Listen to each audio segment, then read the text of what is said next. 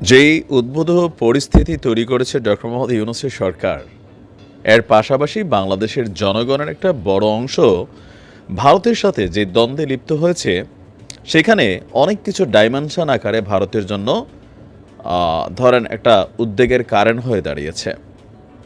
প্রথমত, বাংলাদেশের জনগণের সাথে ভারতের জনগণের সম্পর্ক নষ্ট হচ্ছে।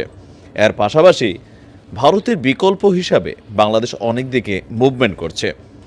এর পাশাপাশি ৫৩ বছরের ইতিহাস ভেঙে পাকিস্তানের সাথে এই প্রথমবারের মতন আমরা দেখলাম যে আপনার জাহাজের মাধ্যমে নৌরুট ব্যবহার করে বাংলাদেশ পণ্য আছে। আবার এই পণ্যের কন্টেনারে কী আছে তা নিয়ে ভারতীয় উদ্বেগ।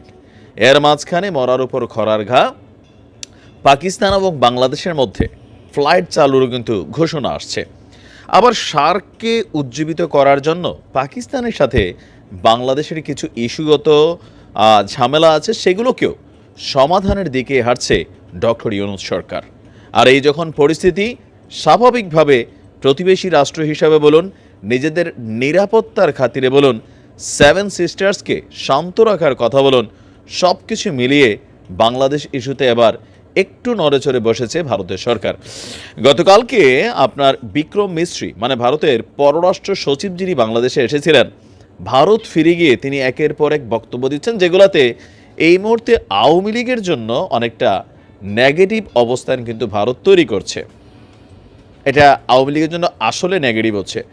আমাদের সরকারের কাছ থেকে একটা বক্তব্য ছিল যে শেখ হাসিনা তিনি ভারতে বসে যে বক্তব্যগুলো দিচ্ছেন সেগুলো তিনি কিভাবে দিচ্ছেন, যেহেতু তিনি ভারত সরকারের প্রটেকশনে আছেন, আর যেহেতু ভারত এবং বাংলাদেশের মধ্যে বন্দি বিনিময় চুক্তি একটা ইস্যু আছে, তো সেই ক্ষেত্রে ভারতে থাকা অবস্থায় বাংলাদেশ রাষ্ট্রকে অস্থিতিশীল করতে চাইলে রাষ্ট্র হিসাবে ভারত সেই ব্যাপারে কী পদক্ষেপ নিয়েছে।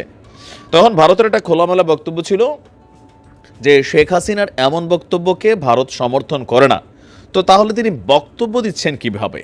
তারপরে দিয়েছে চাঞ্চল্যকর তথ্য যে তিনি আপনার প্রাইভেট কমিউনিকেশন ডিভাইস ব্যবহার করে পৃথিবীর বিভিন্ন রাষ্ট্রে অবস্থিত আওয়ামী লীগের নেতাকর্মী, বাংলাদেশে আওয়ামী লীগের নেতাকর্মী, তাদের সাথে তিনি যোগাযোগটা সমন্বয় করছেন, যেটা সরকারি কোনো চ্যানেল ব্যবহার করে নয়।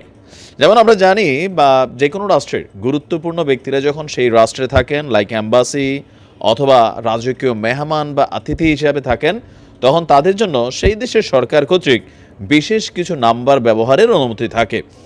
তো এখন সম্ভবত বাংলাদেশের পক্ষ থেকে এটা জিজ্ঞাসা করা হয়েছিল যে আপনাদের প্রটেস্টের মধ্যে আছে, আপনাদের সুযোগ সুবিধার মধ্যে আছে, তাহলে কিভাবে তিনি করছেন, আর আপনারা যদি এটা করতেই দেন তাহলে বাংলাদেশ ভারতের সাথে সম্পর্কের দিক থেকে আরও তলানি যাবে, প্রতিবেশী সম্পর্কগুলো নষ্ট হবে, এরকম হয়তো কিছু ছিল। তো নিজেদের পিঠ বাঁচানোর জন্য হোক, পাকিস্তানকে দূরে সরানোর জন্য হোক, অথবা আভ্যন্তরীণ সম্পর্কটাকে এবার রাজনৈতিক দল থেকে সরিয়ে জনগণ টু জনগণ করার পক্ষেই হোক, ভারত কিন্তু একটু ডিফারেন্ট অবস্থান নিচ্ছে। বিক্রম মিস্ত্রি আরেকটা গুরুত্বপূর্ণ কথা বলেছিলেন যে ভারত বাংলাদেশের জনগণের সাথে বন্ধুত্ব করতে চায়, সম্পর্কটা হবে জনগণের সাথে, কোনো রাজনৈতিক দলের সাথে না।